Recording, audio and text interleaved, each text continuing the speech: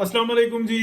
जो मेरे भाई दोस्त हैं उनको पता है कि मैं बहुत ज़्यादा जो है ना ग्रुप्स जो होते हैं उनको बहुत रीड करता हूँ, उसको टाइम देता हूँ और इंटेलेक्चुअल्स होते हैं वहाँ पे, फिर वहाँ से मुझे इन्फॉर्मेशंस भी मिल जाती हैं, वो मैं शेयर करता हूँ।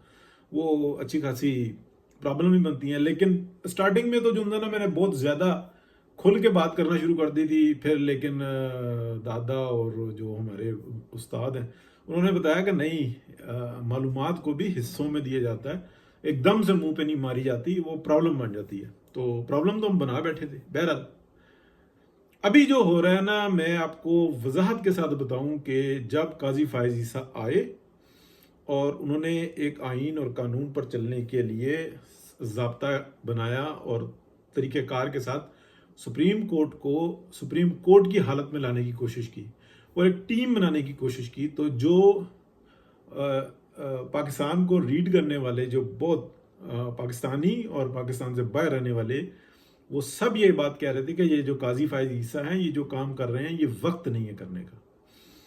हमेशा जो ज्यादती करने वाला होता है ना, उसके साथ उससे बढ़कर ज्यादती करो और उसको बताओ कि तुम ज्यादती कर रहे थे, तो उसको बात समझ में आती है। जानवर को कभी जबानी कोई बांसुरी, कोई गीत, कोई शेर, कोई नसीहत, कोई वसीयत कुछ नहीं उसके ऊपर असर करती, उस पर सिर्फ डंडा, तलवार, मुक्का, लात उसको समझाती है ये बात।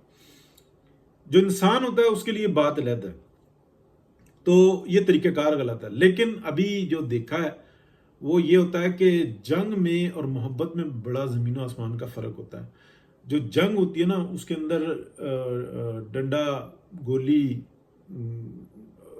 मुक्का, लात, तलवार और बेज़ाब्तगी, बस धोखा देना और अपनी वार चला देना, यही कामयाबी की अलामत होती है। इसमें कोई जो इंसान ज़ाब्ता अखलाक नहीं होता। तो जो मोहब्बत होती है ना, उसके अंदर बहुत सारे ज़ाब्ते होते हैं। तो जायज़ सब में सब कुछ होता है, लेकिन ये बात ध्यान में रखें, अब जो तरीक़ेकार अपनाए ना कि by hook and by crook करवा के रहना, तो ये बेहतरी के लिए बेहतरी का रास्ता निकालेगा। बहुत शुक्रिया जी, अल्लाह हाफिज़।